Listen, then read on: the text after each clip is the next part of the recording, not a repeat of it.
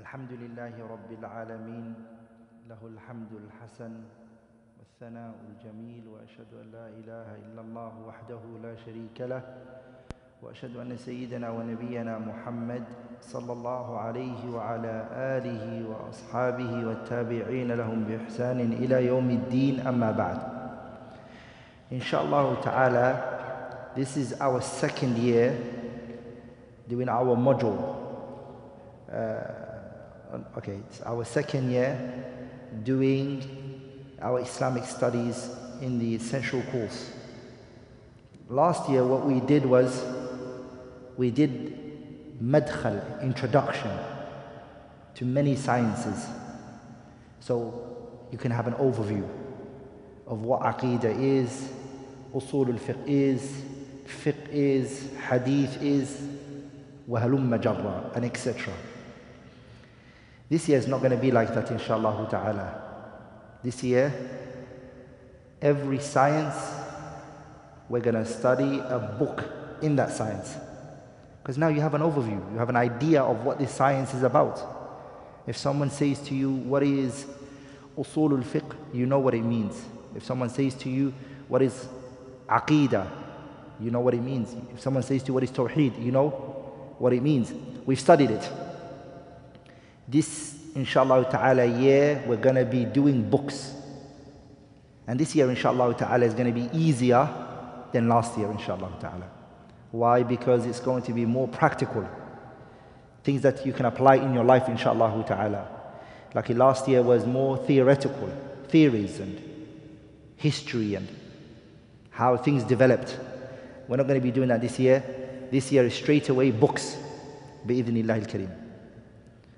The first subject that we're going to be starting with, as we started last year with, was what? A subject in Aqidah. Or to be more specific, a subject in Tawheed. The book that we've chosen to go through to cover is the three fundamentals, bi'idhnillahi al-kareem. I'm going to explain what this book is, what it's about, and today, inshallah ta'ala, for the next 2 hours, we're going to be doing this book bi'idhnillahi al-kareem. The author of the book, we're not going to go into his biography. Everyone can go and look it up and find him and who he is. We'll focus on the book itself, inshallah ta'ala. This book, it is called, according to the strongest opinion of the scholars, it is called Thalathatul Usool. Thalathatul Usool. And Thalathatul Usool means the three fundamentals. Some scholars, they call it Usool Thalatha. But we will say there's a difference.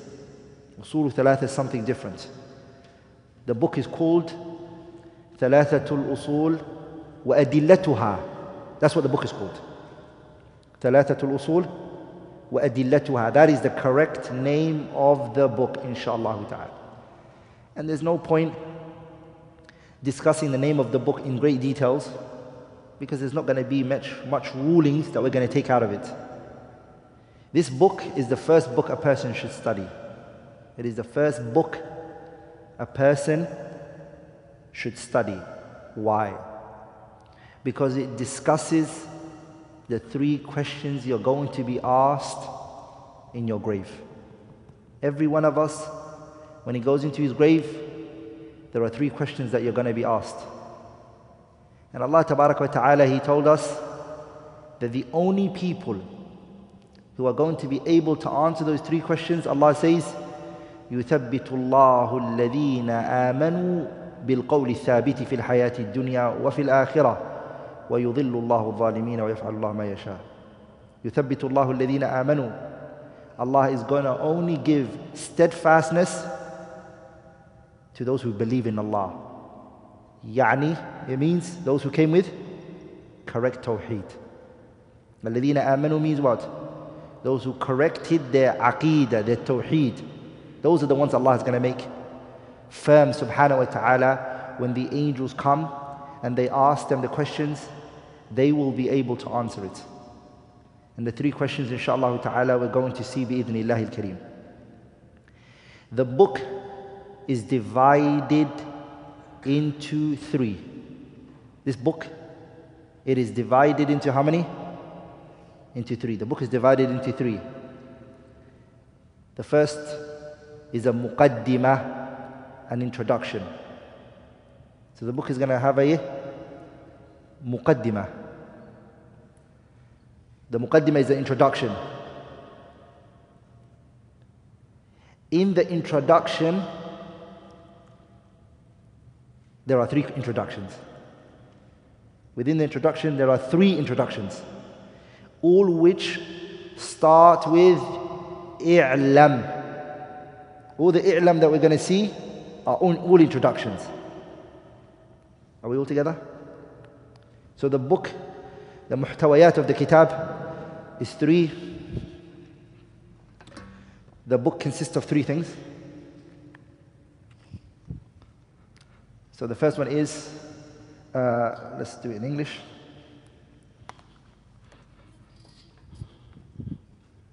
Introduction. So intro. And the second one, we call it body in English, right? The mawdu', the body of the book, the bulk. So here, there's three introductions, three intros. And here, the body of the book is answering three questions. Man rabbuk, ma nabiyuk, wa ma dinuk. Who is your Lord? Who is your prophet? Or what's your religion and who's your prophet? Those three questions he's going to be answering. And the fourth one is a conclusion. And it's going to be three things. Okay? Three things. Oh, sorry. I can count, inshallah. And I know how to count. And the third one, inshallah ta'ala, is a conclusion, khatimah. And in the conclusion, the author speaks about three things: resurrection, the day of judgment, and al-kufr bit-taghut, disbelieving in al-taghut, and we'll talk about that inshallah ta'ala. Those are the three things that this book, if we break it down, it covers inshallah ta'ala. Does everyone understand? Is that well understood? So inshallah ta'ala, today we'll be doing the, hopefully the introduction will be covered. And inshallah ta'ala maybe go into the body, what the book is all about, inshallah ta'ala. So the author rahimahullah, he said, Bismillahir Rahmanir Rahim. اعلم رحمك الله أنه يجب علينا تعلم أربع مسائل. الأولى العلم، وهو معرفة الله ومعرفة نبيه ومعرفة دين الإسلام بالأدلة. الثانية العمل به. الثالثة الدعوة إليه. الرابعة الصبر على الأذى فيه. والدليل قوله تعالى: بسم الله الرحمن الرحيم. والعصر إن الإنسان لفي خسر إلا الذين آمنوا وعملوا الصالحات وتواصوا بالحق وتواصوا بالصبر. قال الشافعي رحمه الله تعالى: هذه السورة لو ما أنزل الله حجة على خلقه إلا هي لكفتهم. وقال البخاري رحمه الله تعالى: باب العلم قبل القول والعمل. والدليل قوله تعالى: فاعلم أنه لا إله إلا الله واستغفر لذنبك. فبدأ بالعلم قبل القول والعمل. The author started the book with Bismillahir Rahmanir Rahim. So everybody write this down. The author started his book with Basmalah. What did he start his book with?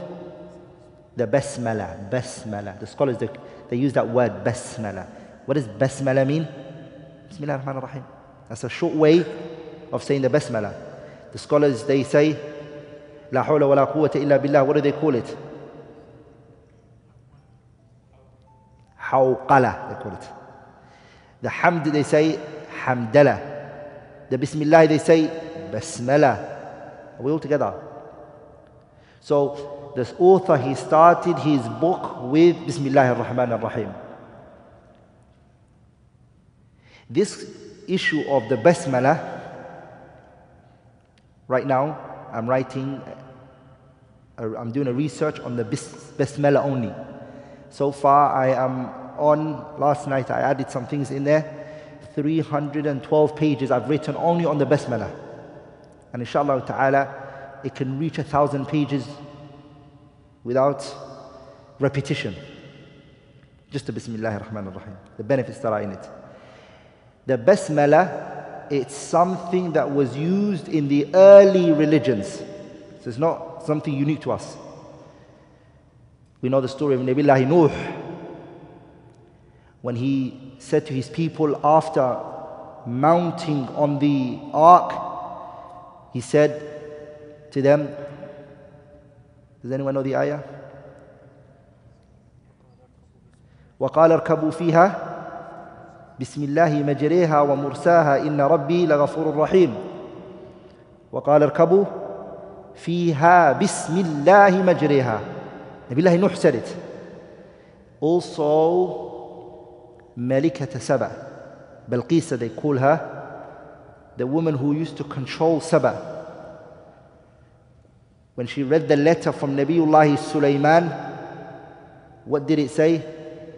قالت يا أيها الملأ إني ألقي إلي كتاب كريم إنه من سليمان وإنه بسم الله الرحمن الرحيم. It came from Sulaiman and it has on there what? Bismillahir Rahmanir Rahim. Balqis is saying, I have received a letter from Sulaiman. She doesn't know who he is. And on the letter at the top it says Bismillahir Rahmanir Rahim. So what we take from this is the basmalah. Where is it? It's in the previous religions. Nuh used it, and who also used it? Sulaiman used it. Scholars, they differed. There's a difference of opinion whether the basmalah is an ayah in the Quran. The scholars, they have difference of opinion, difference amongst themselves. Is the basmalah a verse in the Quran? There's a khilaf. But they are unanimously in agreement that the basmalah in Surah An-Naml, the one that Bilqis read, that's in the middle of Surah An-Naml, they all unanimously agree that that is a what? That's an ayah min kitabillah, that it's a verse in the Quran. But the basmalah before every surah, is it an ayah or is it not? There's a difference of opinion. The overwhelming majority of scholars, they hold the opinion that it is, but there are some scholars who say that it is not. Are we all together, brothers? Even though they differ whether it's a verse at the beginning of every surah, they will not allow you to take it out of the Quran. Are we all together? You're not allowed to remove it and say, okay, it's not a verse, get rid of it. Because when the Sahabas compiled the Mus'haf, they all agreed that it should be there. So what is the purpose of the basmalah then? If it's not an ayah, or the beginning of every surah, if it is not an ayah, what is its role? What is its purpose? Its purpose is, as Abdullah ibn Abbas said, كان النبي صلى الله عليه وسلم, the Prophet, لا يعرف فصل السورة, the Prophet never knew how to distinguish the surahs from one another, حتى تنزل, until it was sent down on him, the basmalah. So the basmalah, what it does is, it distinguishes one surah from the other. You know when one surah finishes, the other surah started. All because of what? All because of the basmala. And Imam Abu Dawood narrated that, and Shaykh Nasir rahimahullah authenticated it. Are we all together? So the author here, he chose to start his book with what? Basmala. The author rahimahullah started the book by Bismillah ar-Rahman ar-Rahim. Why? Two reasons. Write this down. Two reasons are why the author started his book with the Basmala. Two reasons. Number one, اقتداء بكتاب الله عز وجل. He is following the Quran. What's the first surah in the Quran? Fatiha. That's why it's called Surah Al-Fatiha, the opening. What is the first thing that Surah Al-Fatiha starts with? The Basmala. Are we all together, brothers? So the author is following the Quran. And every surah in the Quran except Surah At-Tawbah, what does it start with? The Basmala. So the author here, he's following the Quran. Number two, he is following the Prophet sallallahu alayhi wa sallam. اقتداء برسول الله صلى الله عليه وسلم. أما اتباعا للسنة فيما استفتتح به النبي صلى الله عليه وسلم. He's following the Prophet. Here, the scholars, they said, okay, he's following the Prophet. Is he following the Prophet? Because remember, when we say follow the Prophet, what is it that you follow the Prophet in? One, speech. Two, action. Three, consent. Oh, okay. We follow the Prophet in those three, correct? True or false? Aqwaluhu sallallahu alayhi wa sallam, that which the Prophet said, we follow him in that, right? We also follow the Prophet sallallahu alayhi wa sallam in what? His af'al. And we also follow the Prophet sallallahu alayhi wa sallam his taqrir. Taqrir means what? What he consented to, what he allowed to be done.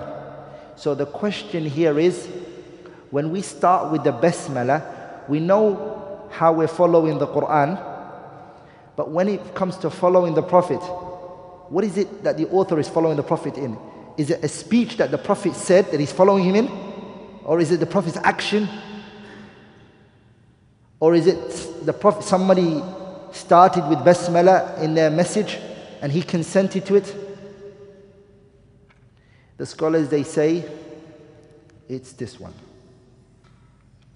It's the Prophet's action that he's following. Specifically, اقتداء بالنبي صلى الله عليه وسلم. It's following the Prophet in his action of writing the Basmala in what? To the leaders. And again, when we say the Prophet wrote, the Prophet couldn't read or write, but it was done on his command. So then this comes under the Prophet's, his own actions. Are we all together, brothers? For example, this masjid right now, we will say that the Emirati government built it, okay, for instance. But they didn't come and they didn't put the bricks in. Did they put the bricks in? No, engineers built the masjid. But you attribute it to the person who told to do something, the action as well, correct? So the Prophet commanded the companions to write Bismillah ar-Rahman ar-Rahim when they would send message on his behalf. Does that make sense? The reason I'm mentioning this is because there is a hadith where it said that the Prophet said, كل أمر ذي بال لا يبدأ فيه ببسم الله فهو أبتر. Every affairs, any issue which you start and you don't say Bismillah, it is disconnected. There's no barakah in it. Any issue that you are doing and you do not start with Bismillah, it is what? There's no barakah. Allah will take away from it the barakah. So then if that's a hadith and that's the Prophet's speech, correct?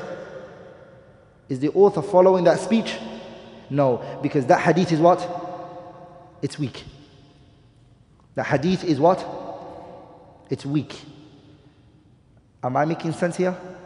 Let me repeat myself again. The reason why the author started Bismillahir Rahmanir Rahim is for two reasons. Number one, he's following the Quran. If we open the Mus'haf, every surah, other than Surah At-Tawbah, it starts with what? Bismillahir Rahmanir Rahim.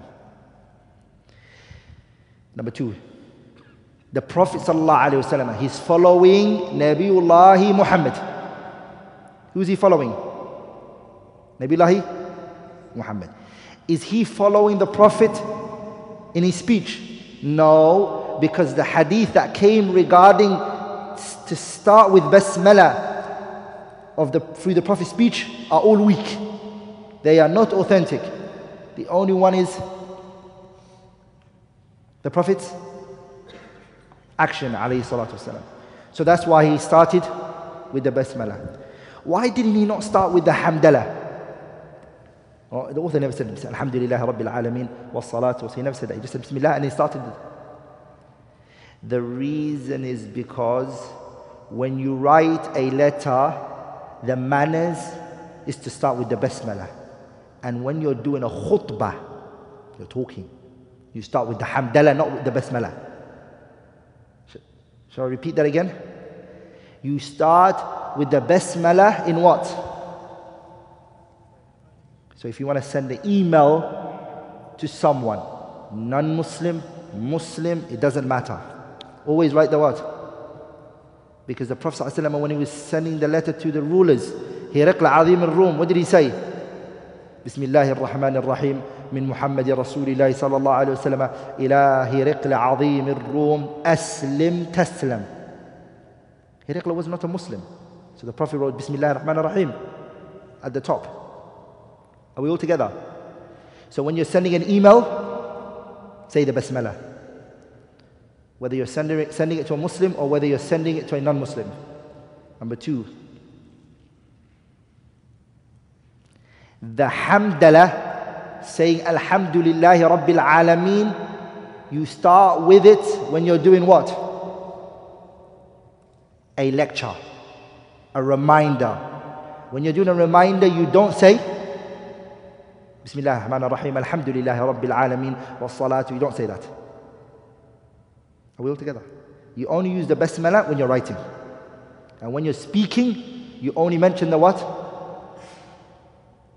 You mention the Hamdallah. Am I making sense? So that's why the author, rahimahullah, did that. After the author, we're in the first introduction. How many introductions did we say there were? 3. The first introduction, the author mentioned 4 things. In the first introduction, the author, how many things did he mention? 4 things. The first thing that he mentioned was, he said, "I'lam, know, may Allah have mercy upon you." Okay? أنه يجب علينا. Before we go into the 4, let's just read this sentence. The author said, "I'lam, know." I'lam, know, may Allah have mercy upon you. The author started the book by saying know. And this shows the station and the value of knowledge and how important it is. And then the author said, may Allah have mercy on you. And this is something that the author took from the Prophet ﷺ. How? Because the Prophet was gentle to the people, generally speaking. He was gentle, alayhi salatu wasalam. Allah said about him, فَبِمَا رَحْمَةٍ مِّنَ اللَّهِ لِنْتَ لَهُمْ وَلَوْ كُنْتَ فَضًّا غَلِيظَ الْقَلْبِ لَانفَضُّوا مِنْ حَوْلِكَ فَاعْفُ عَنْهُمْ وَاسْتَغْفِرْ لَهُمْ وَشَاوِرْهُمْ فِي الْأَمْرِ فَإِذَا عَزَمْتَ فَتَوَكَّلْ عَلَى اللَّهِ. Muhammad, you are soft and you are kind and you are gentle. If you were not gentle, the Sahabas, they would run away from you. It's because of your gentleness they're with you. So one of the ways that the scholars is that they make dua for the person. May Allah have mercy upon you. May Allah bestow His mercy. This is to make the person's heart come closer. Then the author said that it's obligatory. The obligatory is two types. The obligation is two types, right? The author said, it's obligatory on us to know four things. The obligation is two types. Individual obligation, meaning everyone has to know this, and everyone has to come with this individually. Dhuhr, Asr, Maghrib, Isha, Fajr is a what? It's an individual obligation. I can't say to my son, Dad, go pray for me, inshallah, I'm tired today. You go and pray. If parents were able to do that, subhanAllah, kids would be in trouble. Parents would just give us their prayer all the time. Pray for me, I can't pray. Are we all together? No, because it's an individual obligation. Are we all together? And the second one is communal obligation. If this is how you spell it. Is that how you spell it? I think so. Communal obligation meaning not a particular person has to do it. As long as there's someone who can do it, the obligation is lifted from everyone else. And an example for that is Salatul Janazah. Salatul Janazah, not everybody has to pray. There has to be a group of people who pray. Okay? Question now. The author said, no. May Allah have mercy upon you that it's obligatory for every one of us to know four things. It's obligatory. What obligation is he talking about? Is he talking about individual obligation? I.e., this whole entire book, it's something we all have to know? Or is it a communal obligation that if some people know, others don't have to know? Which one is it? It's an individual obligation. What he's going to state in this book, it's every single one has to know it for himself. Be careful. Are we all together, brothers? This knowledge in this book, it's not like Arabic grammar. Arabic grammar is not an individual obligation. That's what? Communal obligation. Like in this subject, it's a what? Individual obligation. Okay, so what do you want us to know, Sheikh? How many things does he want us to know? Four things. The first one is to have knowledge. Okay. The first thing that is obligatory on us is to have knowledge. إدراك خطاب الشرع. Have knowledge of what? Have knowledge of three things. Have knowledge of what? Three things. Allahu Azza wa Jalla. Number two, the Prophet Sallallahu Alaihi Wasallam. And number three, the religion of Al-Islam. With evidence. So the first of the four is we have knowledge. So we know Allah Azza wa Jalla. We know the Prophet Sallallahu Alaihi Wasallam. We know the religion of Al-Islam. All of that with what? With evidence. Don't worry, that's going to come in the body. What does it mean knowing Allah? What does it mean knowing the Prophet? What does it mean knowing the religion of Al-Islam? It's coming, inshallah. The second thing is what? What's the second thing? Al-amalu bihi, to implement that knowledge. The second thing which is obligatory on us is that we implement, we act according to that knowledge that we've just gained. ظهور صورة خطاب الشرع على العبد. The implementation, it's in two things in the Sharia. Brothers, pay attention to this. Are we all together? When we say implement, the implementation is two ways. If I don't spell English correctly, This is not an English class, okay? It's a Thalathaa Usool class, okay? The implementation is how many? 2. مسائل العملية. And the second one are المسائل العلمية.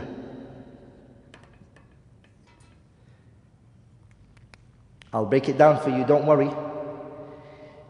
Issues related to halal and haram. Fiqh issues, you implement it. Amaliya is externally, it's external. It's seen on your limbs. You're staying away from the khamar. You're letting your beard grow.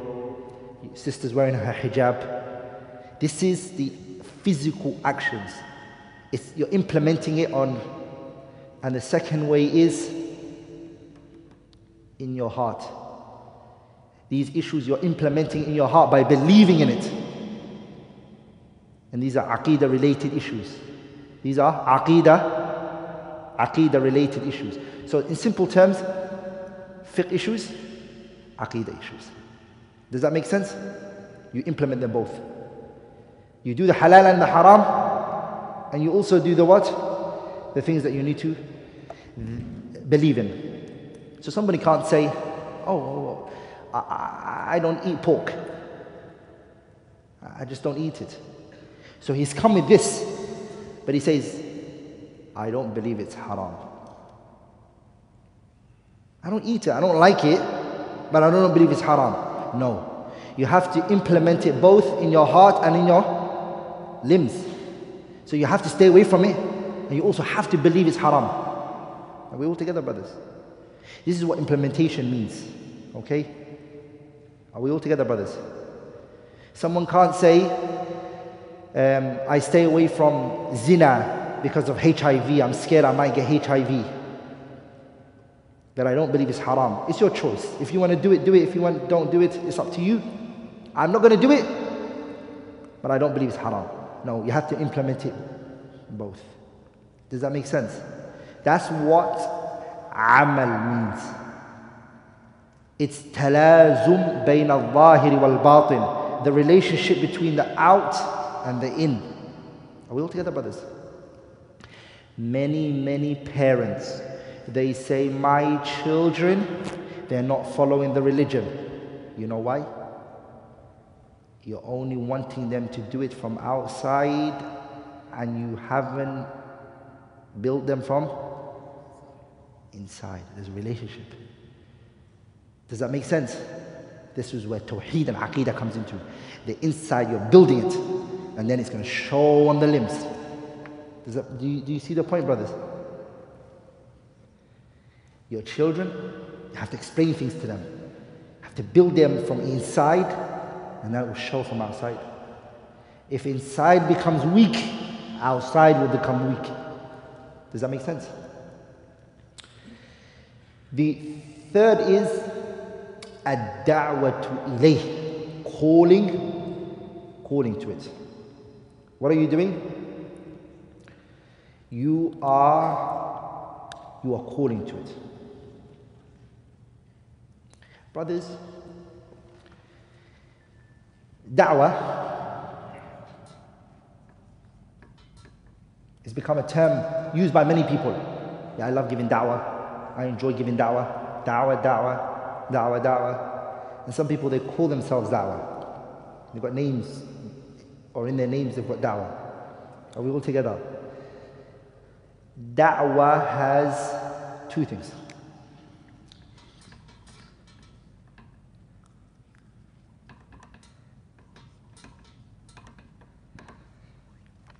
A means, wasila, means.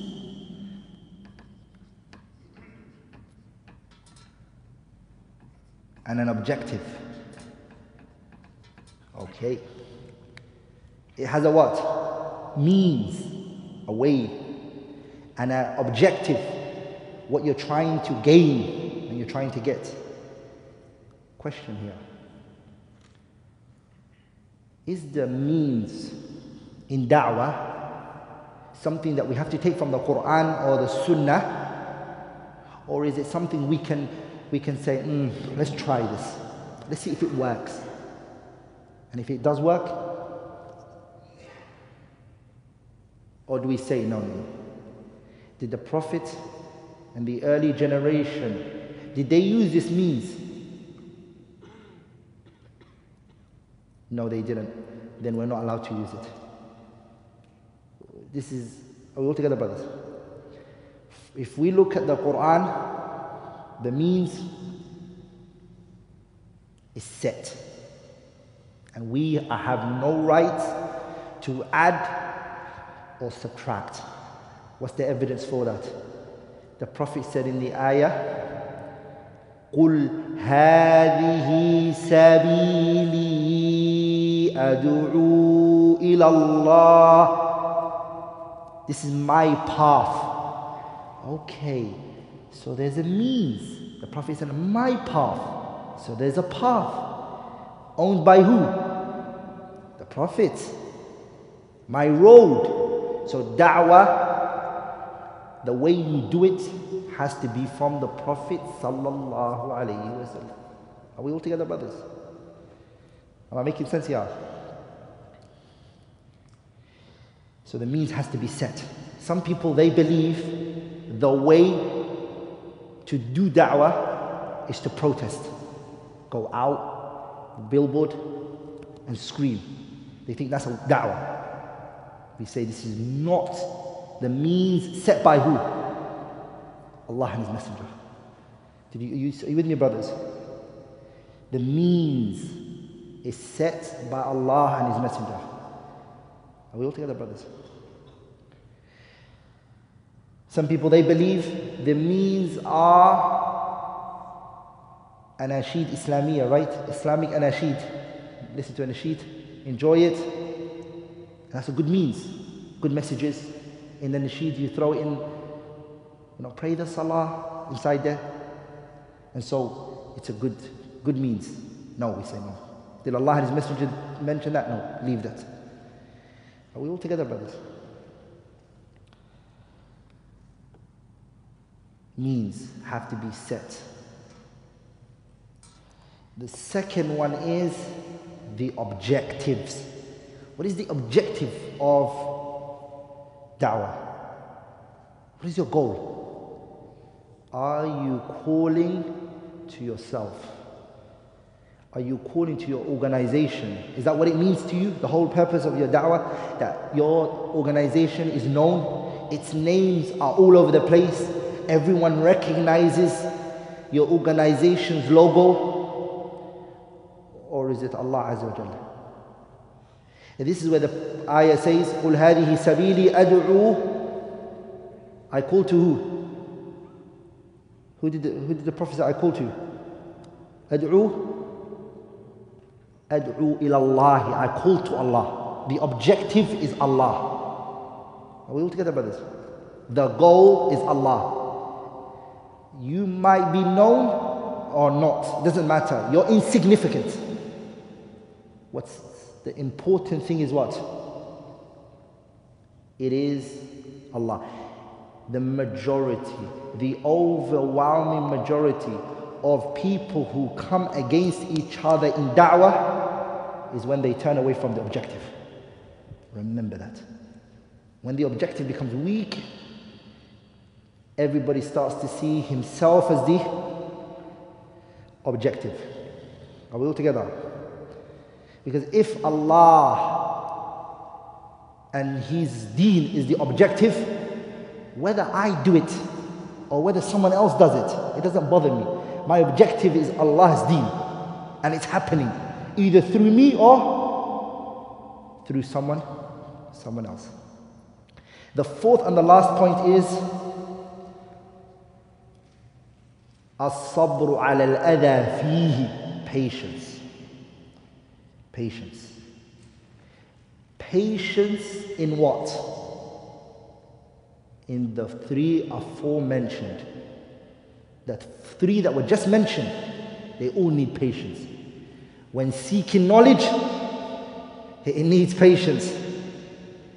When implementing that knowledge, it needs patience. When giving da'wah, it needs patience. Those three. All three of them, they need patience. تعلما وعملا ودعوة. What's the evidence for those four? The author, mashallah, he told us four things. What's his dalil? The dalil is in where? Surah Al-Asr. All four, Surah Al-Asr. Side benefit. The author here, he took it from Ibn al-Qayyim. This was Ibn al-Qayyim's words. These four, he just said, it wasn't his. The one who extracted it out like that was who? Ibn al-Qayyim. Al-Jawziyya rahimahullah. Ibn al-Qayyim is the one who said it. The author just took it. Are we all together, brothers? What's the evidence? The evidence is in Surah Al-Asr. The question is how? How is it in Surah Al-Asr? إِلَّا الَّذِينَ آمَنُوا. At the beginning Allah says, وَالْعَصْرِ. وَالْعَصْرِ, the scholars, they have two opinions. What's wal-asr? Some scholars, they said it's time, general time. And another group of scholars, they said, no, it's specific to the Asr time. It's not any time. It's specific to Asr time. Are we all together, brothers? Yes? No? Are we all together? And Shaykh Salih ibn Abdullah ibn Muhammad al-Usaymi, he takes the opinion, and I like his choice, is that it's referring to what? The Asr time. The reason why? Because the Quran, it will use a term that we use in our Sharia. Are you with me, brothers? The word Asr in the Sharia, what does it mean? It means Asr time. Are we all together, brothers? So he said because of that, it is not correct to give it the linguistic meaning, the Arabic meaning, when there's a Shar'i meaning. And the Shar'i meaning is what? Waqt al-Asr. Either way, there's not much argument. Allah swears by time. إِنَّ الْإِنسَانَ لَفِي خُسْرٍ. Mankind is what? Is in a state of loss. We are lost. Al-insan, all of mankind. We're lost. People who have four characteristics, they are not in al-khusr. And they are the four that we just mentioned. Brothers, if you don't have these four, you are lost, whether you're an engineer, a doctor, whether you have business, whether half of Dubai is yours. If you don't have these four, you are lost. إِلَّا الَّذِينَ آمَنُوا. Aman, that's knowledge. Amanu here means what? Dalilun al-ilm. It's the evidence for knowledge. وَعَمِلُوا الصَّالِحَاتِ. Righteous actions. Second one. وَتَوَاصَوْا بِالْحَقِّ. الدعوة. وَتَوَاصَوْا بِالصَّبْرِ. Patience. Then he's to show you how powerful these four are. And they're all found in what surah? Surah Al-Asr. He brought you the statement of who? Al-Imam al-Shafi'i. Al-Imam al-Shafi'i said, if Allah did not send down any surah in the Quran except Surah Al-Asr, it would be enough. Really? Sahih, it would be enough. Because all of these four are what our religion stands on. The whole religion comes back to these four. The whole deen of Islam comes back to these four. Imam Shafi'i is saying, Surah Al-Asr is enough. Are we all together, brothers? It's enough. Then the author, rahimahullah, he brought the statement of who? Al-Imam. Who knows when Al-Imam Shafi'i was born? 150. When did he die? 204. Imam Shafi'i was only how many years? 54 years of age. Ponder. Contemplate. 54 years of age. How old he was? He is considered to be what? He's be considered to be from one of the 4 Imams that are followed. Is he not young? 54, is it not young? Yeah? If you're 15 and you're 20, of course you're going to say that's old. But if you're my age plus, that's very young. Very young, 54. And to be who? Imam Shafi'i, Imam. Rahimahullah. The second person that the author brought is who? Al-Imam al-Bukhari. The author, by the way, when he brought Bukhari, what did he use? He used the chaptering of Bukhari. Bukhari has a Sahih book, right? Sahih al-Bukhari. You all heard of it. Put your hand up if you've never heard of Sahih al-Bukhari. Alhamdulillah. Alhamdulillah. You've all heard of Sahih al-Bukhari, right? Are you sure? You sure you've heard of Sahih al-Bukhari? You can always call a friend. Okay. You've all heard of Sahih al-Bukhari. Well, the author is Bukhari. Huh? He has in his Sahih chapter. Those chapters are the opinions of Imam al-Bukhari. Are we all together, brothers? So for instance, you're talking to someone and you say, this is the opinion of Imam al-Bukhari. And he goes, how? And you go, wait. Babu, chapter. And you bring it from Sahih al-Bukhari. You say, look, this is the opinion. That's correct. Because the scholars, they say, fiqh al-Bukhari fi tarajimih. The fiqh of Imam al-Bukhari is in his chaptering. I'll tell you something. There's an Indian scholar who died, rahimahullah, a while back. His name is called Shaykh al-Allama Abdul Haq al-Hashimi. His son is alive right now. His son, he lives in Jeddah. His name is called Shaykh Abdul Wakil Ibn Abdul Haq al-Hashimi. He is the teacher of Shaykh Salih al-Usaymi. He lives in Jeddah. Are we all together, brothers? He has a 10-volume book on just the chapterings of Imam al-Bukhari. The father, Abdul Haq al-Hashimi. It's called Lubb al-Abwab fi Tarajum al-Bukhari fi al-Abwab, something like that. I don't quote me. 10, how many volumes? 10 volumes on the understanding and the comprehension of who? The chapterings of Al-Imam al-Bukhari. His name is called Shaykh Al-Allama Abdul Haq al-Hashimi rahimahullah. He's from India. Are we all together, brothers? So it's not a light issue when you look at the chapterings of Bukhari. وقال البخاري رحمه الله باب العلم قبل القول والعمل والدليل قوله تعالى فاعلم أنه لا إله إلا الله واستغفر لذنبك فبدأ بالعلم قبل القول والعمل.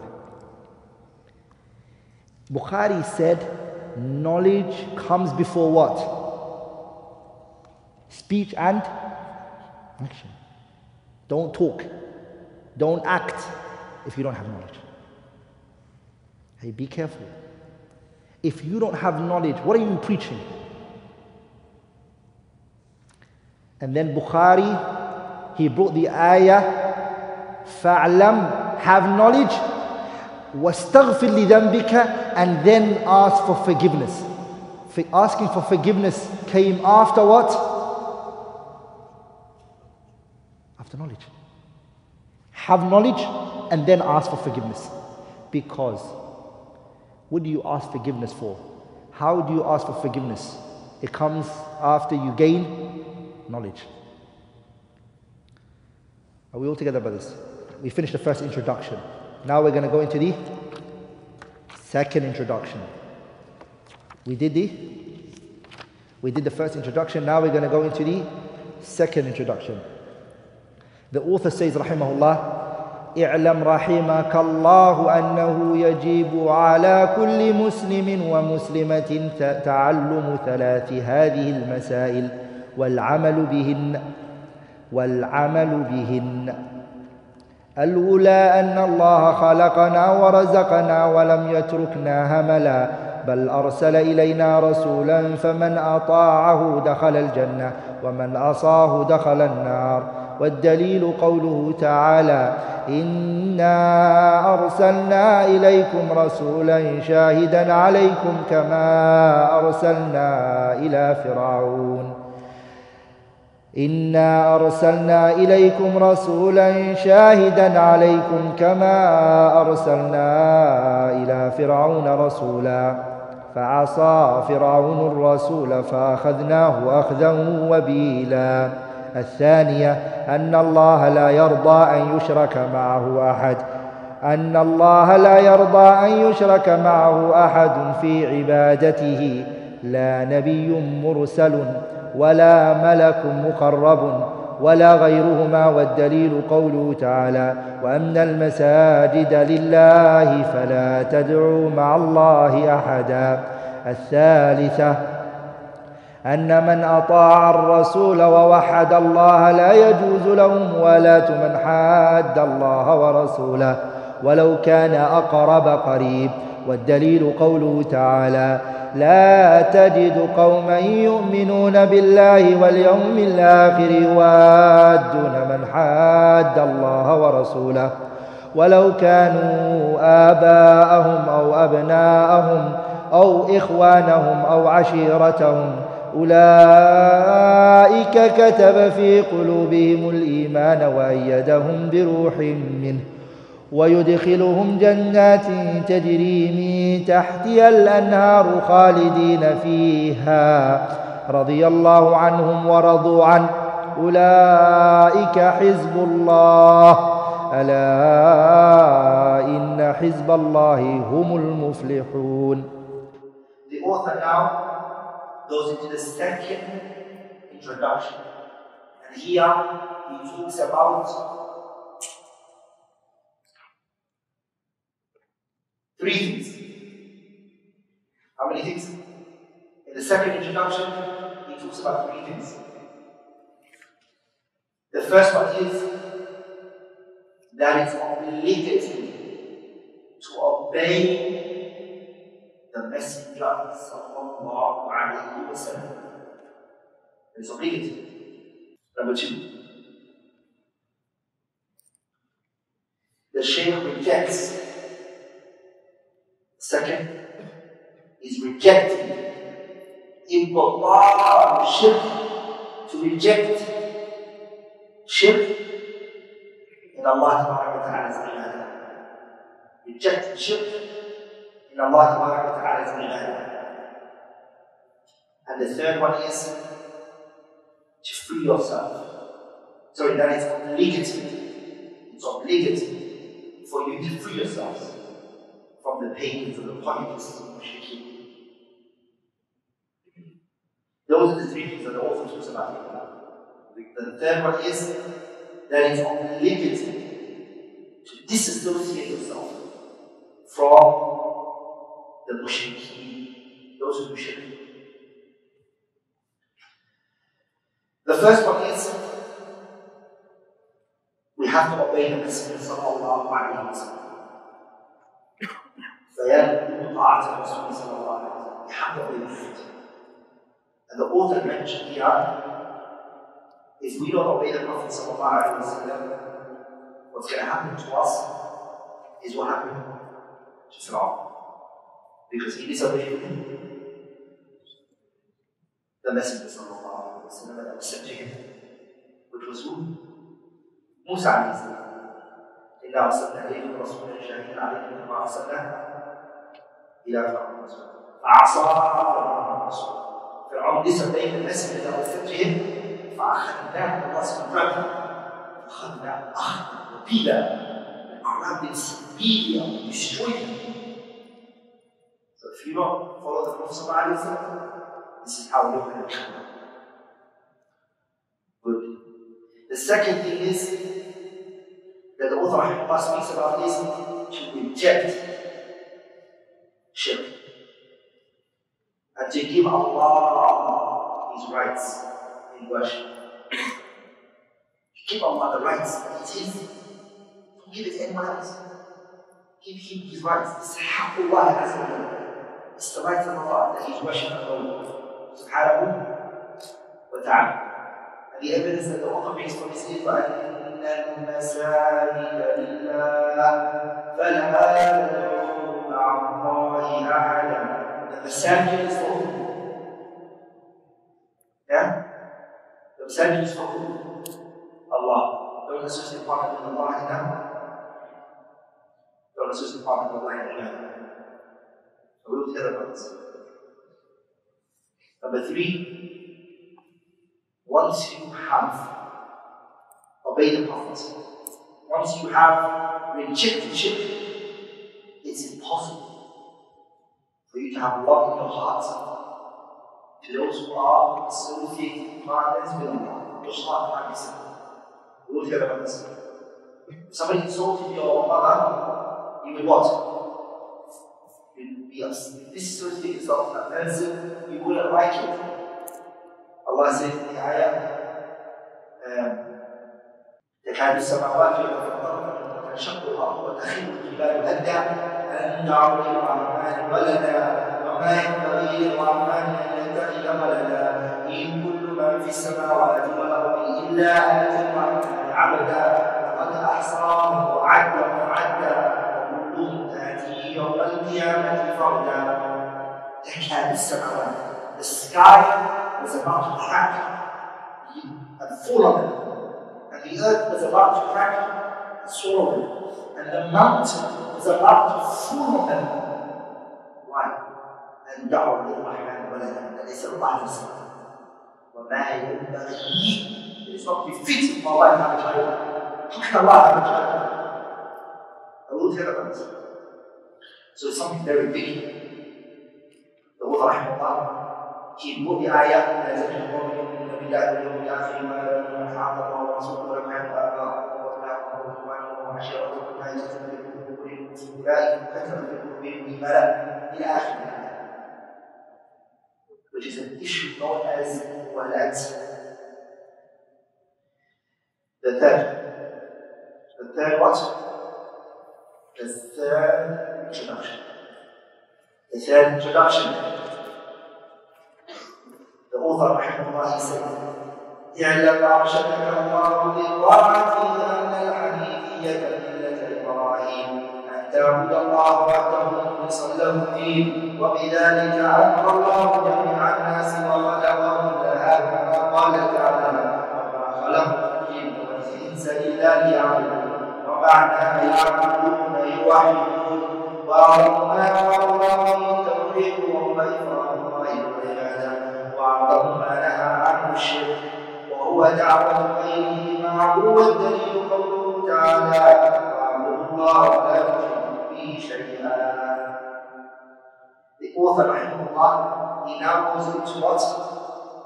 He now goes into the third introduction. This is the last introduction. He mentions a couple of things here, which we'll talk about inshallah. First thing is, he again, all the time, look at the author. He said, I'lam, Rahimahullah. I'lam, the first two introductions, what did he say? I'lam, Rahimahullah. The third introduction, what did he say? I'lam, Arshadaka Allah min ta'ati. Every time he's making dua for the person, he's reading. He says, in the third one, أن الحنفية ملة إبراهيم. In the third introduction, he mentions the religion of Nabiullah Ibrahim. I want to ask you guys a question. Think here. Who studied this book before? Yeah, who studied this book before? Who studied this book before? Yeah, who studied this book before? Yeah, hi. It's a very common book, right? So you guys put your hand down and answer this question, okay? Why did he mention the religion of Nabiullah Ibrahim and not the religion of Isa, Yunus, Dawood, Ibrahim?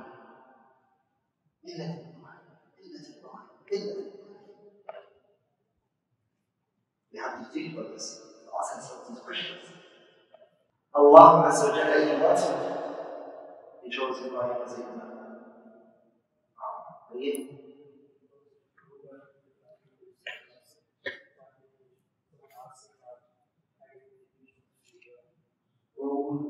Don't go back to people like Adam as well. You go back to Adam.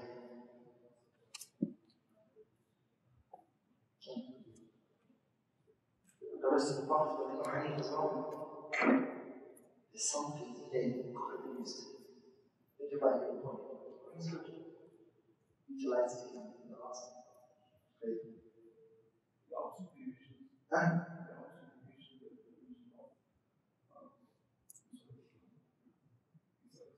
So why didn't the author not just say that they are Musa or Isa? Huh?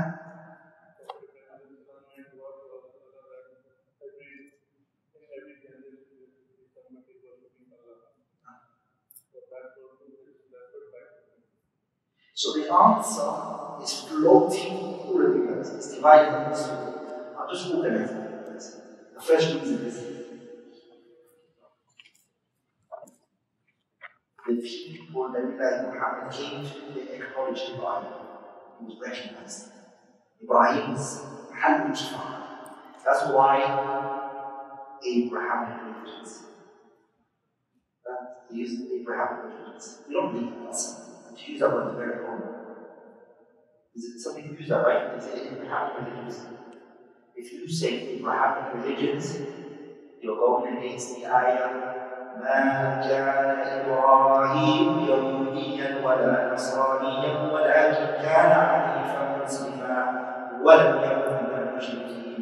You say Abrahamic religions, so you say Christian. It's Ibrahim. Allah says Ibrahim has nothing to do with Christianity. I will tell that to meeting. Get rid of those terms. There's no such thing as Abrahamic religions. There's only what? Tawheed. That's only Tawheed. Ibrahim is only Muwahid. So, but everyone claims Ibrahim. So it makes sense to use Ibrahim. So that's why the mind is strong. The Christians, they claim him, and the Jews, they claim Ibrahim. So this is why the author is using this. And even Quraysh, they claim Ibrahim. Even though they were not people of the scripture. Quraysh were not scriptures. They use the brothers. Quraysh were idol worshippers. But what do they call themselves? They call themselves people who have formed Ibrahim. They were looking after the Kaaba. The second reason someone mentioned it, Ibrahim, Allah gave him a promise. وَجَعَلَهَا كَلِمَةً بَاقِيَةً فِي عَقِبِهِ. Allah made Ibrahim remembered after his death. Allah said, Allah made Ibrahim kalimah, a word that remains. So Ibrahim became what? A person who remains, who's going to carry on remembering. Because Ibrahim was a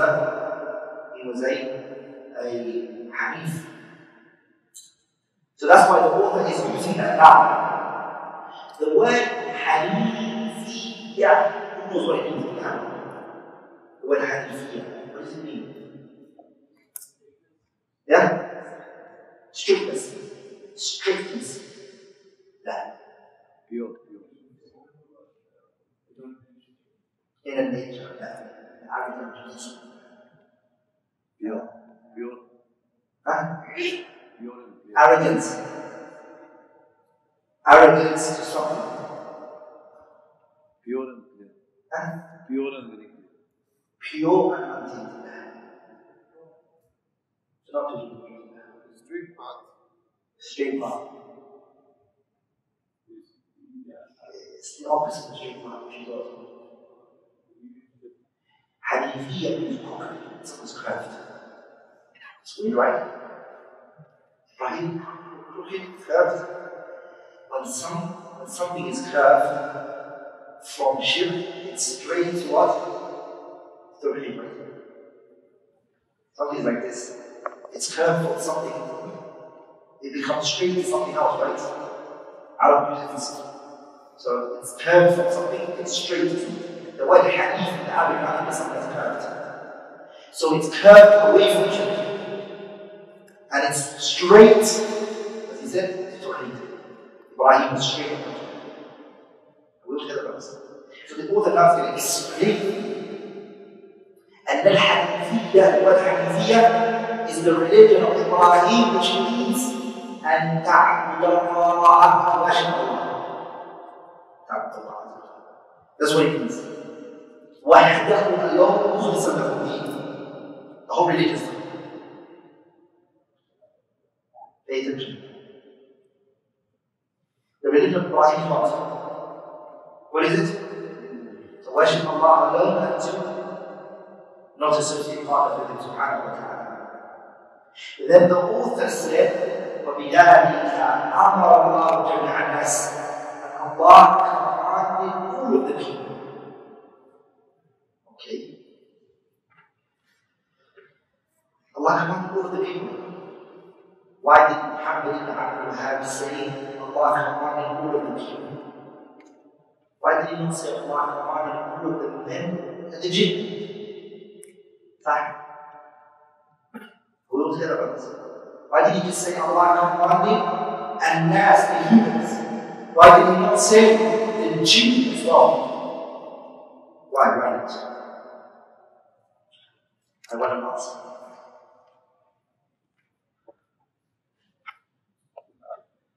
Why did he just say it? If you look at the book, وَبِذَلِكَ أَمَرَ اللَّهُ جَمِيعَ النَّاسِ. To worship Allah alone and to single Him in worship, Allah commanded all of an-nas.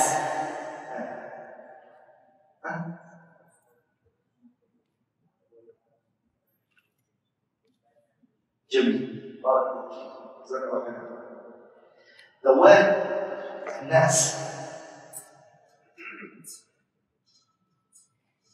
it comes from the root word of an-nos in Arabic language.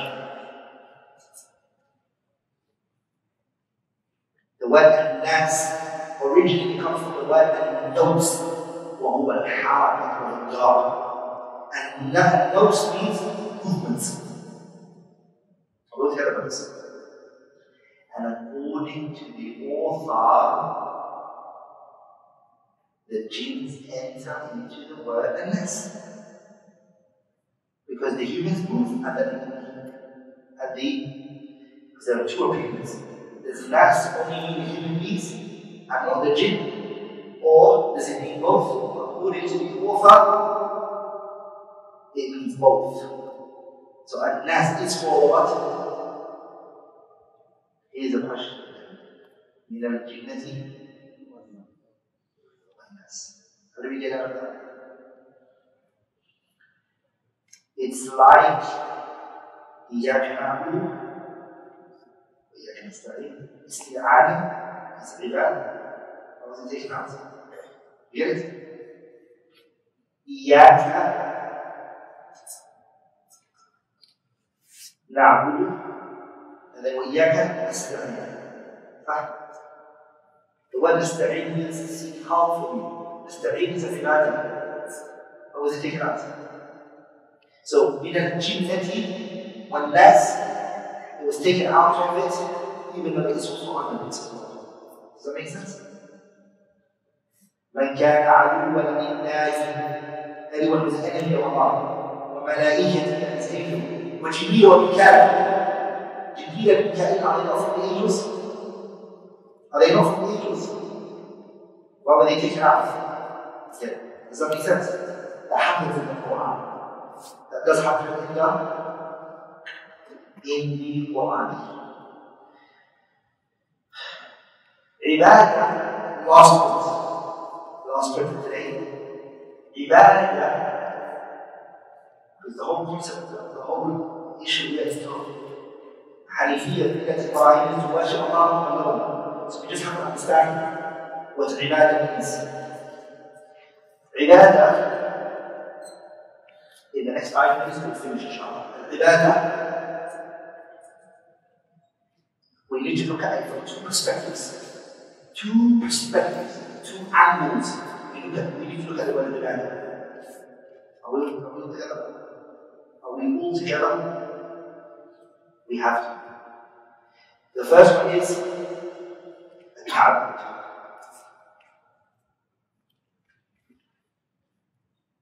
The second one is al-ta'abbud.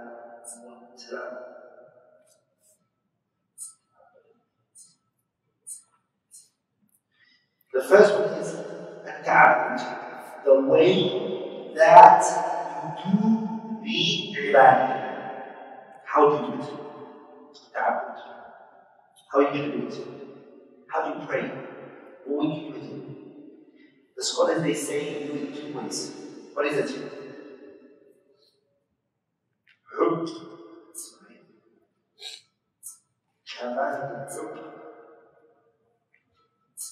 With what?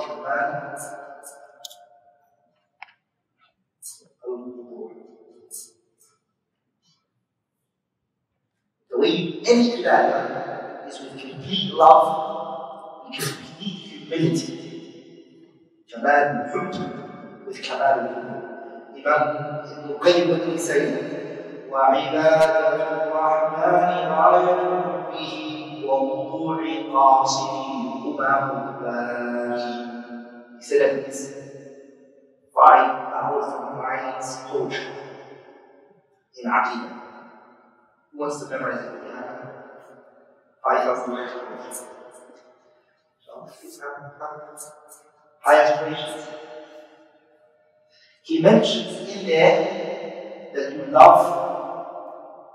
When you do that ibadah, you pray right now, you do it with complete love. You're going to take your face and you're going to put it in the floor with complete love, yes. With complete humiliation, yes. I'm going to humiliate myself for Allah. I'm going to put myself down for Allah. I'm going to love it. These are the two. Anything that you do it with complete love and complete humility becomes an ibadah and shirk. We'll look at this. Maria, does that make sense, brothers? Because that's the way you do ibadah. The second way that we look at ibadah is, what is an ibadah? What can we say? Not how you do it, but what is an ibadah? What can we say is an ibadah? Ibn Taymiyyah gave the definition for it. He said it's, shall I write it out? Yes.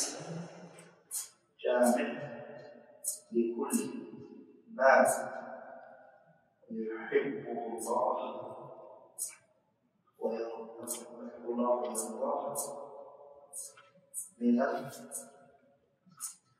الأقوال والأفعال الظاهرة.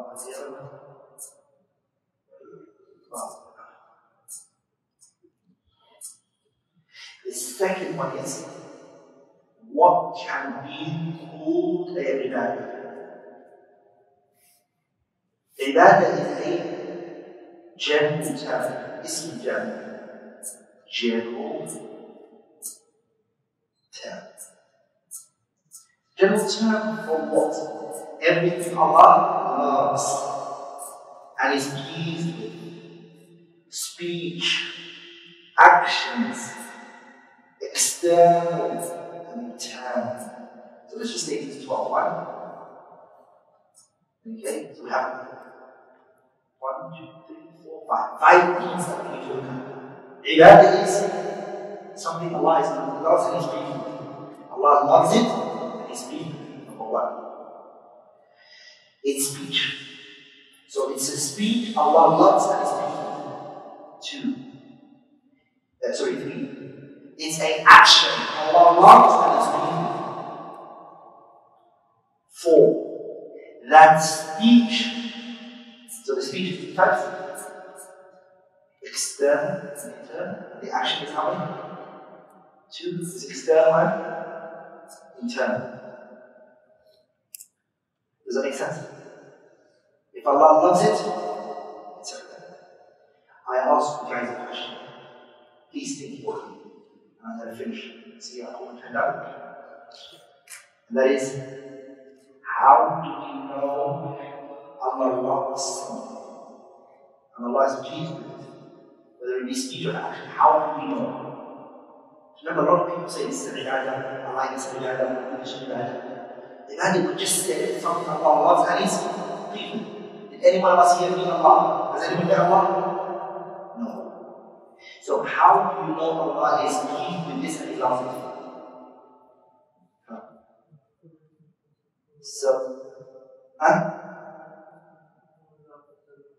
So, break it down for us. Follow. Exactly. So to know Allah loves something, we can only get it through the Prophet. So if you're doing an action and you're saying it's an ibadah, which then means you're saying Allah loves and is pleased with it, but the Prophet didn't say it, the question is, do you have a relationship with Allah? He's speaking directly. We'll hear about this. So any act that a person considers an ibadah, he has to get it from the Prophet. Sallallahu alayhi wa sallam. It has to come from the Prophet. There's no other way. There is no other way. We finished alhamdulillah today the introduction for this book, Thalathaa Usool wa Adillatuha. And inshallah ta'ala next week we'll be doing the Aqidah, inshallah ta'ala, another book which is known as Usool Tafsir, which again is something that from inshallah ta'ala. Anything I said that was wrong, incorrect, mistake, error, fault is from the shaitan, and Allah and His Messenger are free from it. Subhanallah wa bihamdihi, ashhadu an la ilaha illallah, astaghfiruka wa atubu ilayk.